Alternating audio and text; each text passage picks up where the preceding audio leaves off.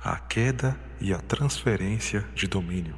O reino de Deus foi estabelecido substancialmente ali no momento da criação de todas as coisas. O homem, criado na terra, formado do pó da terra e pelas próprias mãos de Deus, foi posto ali no Éden como representante do reino. O homem foi feito à imagem e semelhança do Criador. E essa verdade revela um mistério profundo acerca da natureza e propósito da humanidade. Ser imagem e semelhança de Deus significa refletir na criação os atributos morais e espirituais do próprio Criador. Isso inclui qualidades como santidade, justiça, bondade, lealdade, misericórdia e amor, atributos endêmicos do caráter divino. Essa semelhança também estabelece uma relação única entre Deus e o ser humano, uma comunhão pessoal que o distingue de todas as outras criaturas. Além disso, ser portador dessa imagem implica responsabilidade. O homem foi chamado para cuidar, administrar e governar a criação de Deus como sendo seu representante na terra, exercendo domínio em submissão à vontade divina. Não se trata apenas de uma aparência física, não, pois Deus é espírito, mas sim de uma reflexão moral e espiritual acerca de sua natureza divina. Quando o homem vive segundo a vontade do Criador, sua vida torna-se um espelho da glória divina, e assim ele encontra propósito e sentido na sua existência. Adão recebeu a autoridade para governar, cultivar e preservar tudo o que Deus havia formado na terra. E seu domínio era legítimo porque estava submisso ao governo do próprio Deus. Enquanto o homem permanecia em obediência, a harmonia entre o céu e a terra era perfeita. Mas a serpente, símbolo da rebelião espiritual, lançou dúvida sobre a palavra divina. O inimigo não atacou o poder de Deus, pois a luz é invencível às trevas. Ele atacou a confiança do homem em seu Criador, lançando dúvida no coração. E quando a obediência foi substituída pela dúvida, o reino terreno perdeu sua conexão com o reino espiritual. A queda, quando o homem rompe com o céu. A serpente replicou-lhe: certamente não morrereis. O que acontece é que Deus sabe que no dia em que comerem desse fruto, abrir-se-ão os vossos olhos e ficarão a conhecer o mal e o bem, tal como Deus. A mulher pensou então que devia ser bom comer do fruto daquela árvore, que era apetitoso e agradável à vista e útil para alcançar sabedoria. Apanhou-o, comeu e deu ao seu marido, que também comeu. Gênesis 3, versículos 4 ao 7. A queda do homem não foi apenas moral, foi espiritual. O pecado não é apenas o erro de um ato específico, não. É algo muito mais profundo. O pecado representa o rompimento de uma aliança, a quebra de um relacionamento de amor e confiança entre o ser humano e Deus. Foi através do pecado que o inimigo encontrou um meio para interromper o vínculo espiritual que unia o homem à presença do Criador.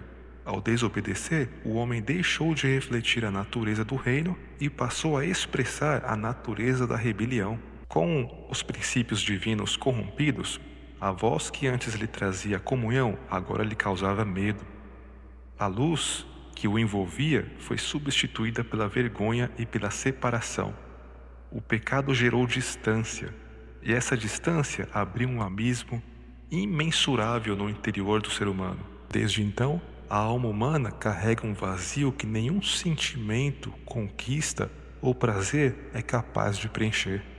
Somente o próprio Deus pode restaurar o que foi rompido e saciar o anseio mais profundo do coração humano. Esse rompimento se repete toda vez que o ser humano se afasta da voz de Deus para seguir sua própria razão, imitando o gesto do primeiro homem, Adão. Até hoje, o diabo sussurra às pessoas: certamente não morrereis. Ele esconde a realidade da hora da morte, pela qual todos hão de passar. Ele sufoca a consciência acerca do tormento eterno reservado aos que não são salvos pela fé no Senhor Jesus Cristo. Ele entenebrece na memória das pessoas o juízo final. E por fim, apaga do coração qualquer angústia causada pela prática do pecado aqui na terra. O pecado ainda é a semente da desobediência que quebra a comunhão com o Espírito Santo. Mas o amor do Pai não muda, e mesmo após a queda, sua voz ainda chama: onde estás? Hoje, o Espírito Santo que habita em nós sente ciúme de nossa atenção e devoção. Não é como ciúme humano, descontrolado e possessivo, não, mas é ciúme no sentido de zelo, e zelo santo.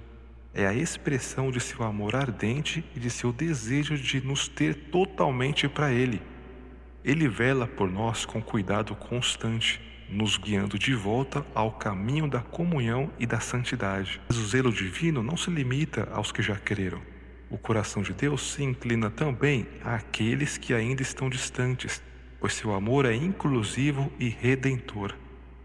Como está escrito, isto é bom e agradável diante de Deus, nosso Salvador, que deseja que todos sejam salvos e cheguem ao pleno conhecimento da verdade.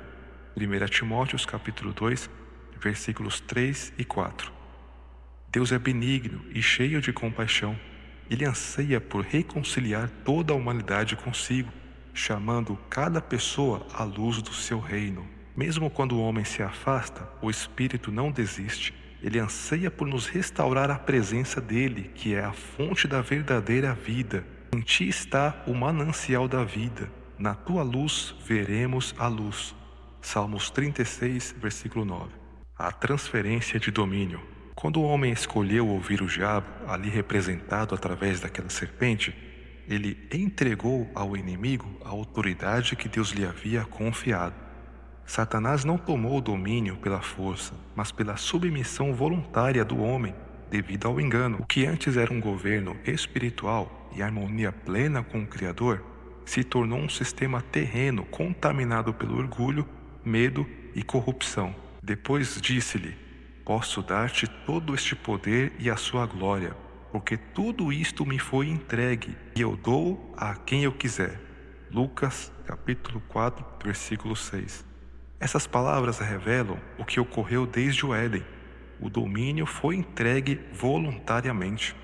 Ao escolher a desobediência, o homem entregou a autoridade que lhe fora confiada. O domínio que antes refletia a vontade de Deus passou a refletir a vontade daquele que se rebelou contra Deus. A terra continuou sendo do Senhor, pois do Senhor é a terra e tudo o que nela existe. Mas o sistema que opera sobre ela passou a refletir a natureza da rebelião, o governo do pecado, o reino das trevas. O diabo, príncipe deste reino, tornou-se usurpador temporário desse domínio, distorcendo o que era santo e corrompendo aquilo que foi criado para a glória de Deus. As Escrituras o chamam de o Deus deste século, uma referência ao controle espiritual que cega o entendimento dos que não creem, afastando-os da luz do Evangelho de Cristo. Todo domínio exercido fora da vontade de Deus é domínio corrompido. O ser humano que governa sem depender do Espírito governa em trevas. Por isso Jesus veio não apenas para salvar a humanidade, mas também para restaurar o governo espiritual que a própria humanidade havia perdido. As consequências do pecado. A queda trouxe separação, dor e morte. Morte não apenas física, mas principalmente espiritual. O solo foi amaldiçoado e o homem passou a suar para extrair da terra o seu sustento. A criação, antes em perfeita harmonia, passou a gemer sob o peso da corrupção. Mas esse gemido não é sem esperança, pois ela mesma também aguarda o dia em que será libertada da desonra para a honra, da corrupção para a incorrupção. Tudo que foi afetado pela queda será um dia restaurado pela plena redenção de Cristo. A humanidade, separada da presença divina, passou a lutar contra o vazio em sua própria alma, tentando, em vão, preencher a ausência de Deus com realizações pessoais, conquistas terrenas e prazeres passageiros. Mas nada disso satisfaz o anseio do espírito humano, pois somente o Criador pode ocupar o espaço que lhe pertence dentro do coração. O pecado destruiu o que havia de puro e distorceu o propósito divino. E viu o Senhor que a maldade do homem se multiplicara sobre a terra, e que toda a imaginação dos pensamentos de seu coração era só má, continuamente. Gênesis capítulo 6, versículo 5. O homem tornou-se escravo do próprio orgulho e incapaz de voltar ao reino por suas próprias forças. A terra, que antes era jardim, tornou-se campo de espinhos e abrolhos. A maldição fez a terra gerar novos tipos de plantas e criaturas. Mas Deus, em sua infinita misericórdia, não deixou a criação entregue a essa maldição. Ele já havia preparado um caminho de redenção, o Cordeiro imolado desde a fundação do mundo.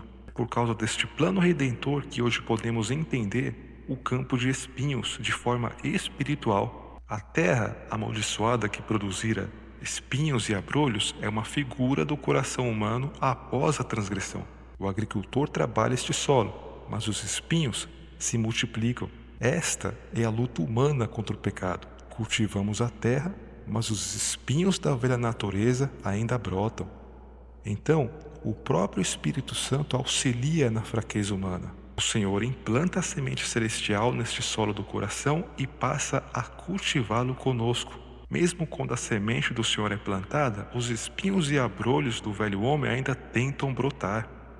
A alma torna-se um campo cultivado tanto pelo homem quanto por Deus, onde o mal ainda rasteja. Esta é a santificação. E essa luta segue até que chegue o verão da graça plena. Somente então os espinhos finalmente secarão, purificados pelo calor do sol da justiça. E essa esperança do verão não surgiu da terra, ela nasceu do coração do Pai. Mesmo quando o ser humano se perdeu, o amor de Deus permaneceu intacto e inabalável. A graça não deu início na cruz, mas na eternidade.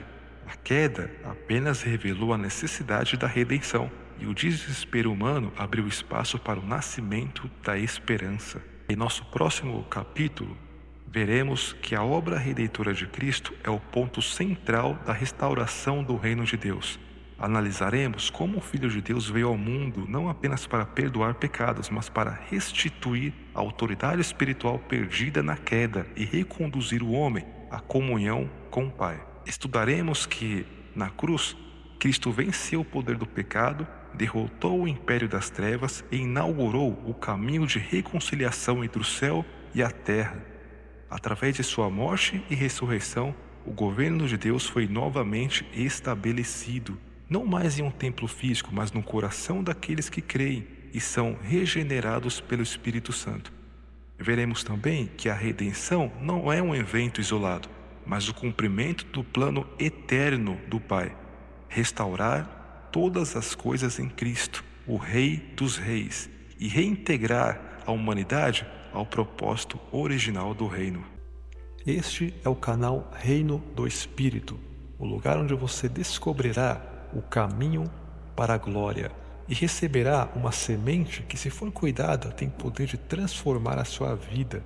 Se você gostou desse vídeo ou precisa de um atendimento, tem um pedido de oração em especial, deixa aqui nos comentários o seu pedido de oração, eu vou interceder por você.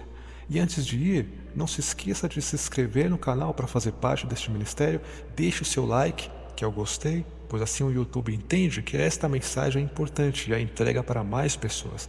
Ative também o sininho das notificações para você não perder nenhum estudo aqui do nosso canal, o Reino do Espírito. Fique firme, meu amigo, minha amiga, esteja em Cristo, porque a sua vitória já está decretada. Quem ficou até aqui, eu agradeço. Que a bênção e as riquezas espirituais do Senhor Jesus Cristo te alcance neste exato momento, onde quer que você esteja.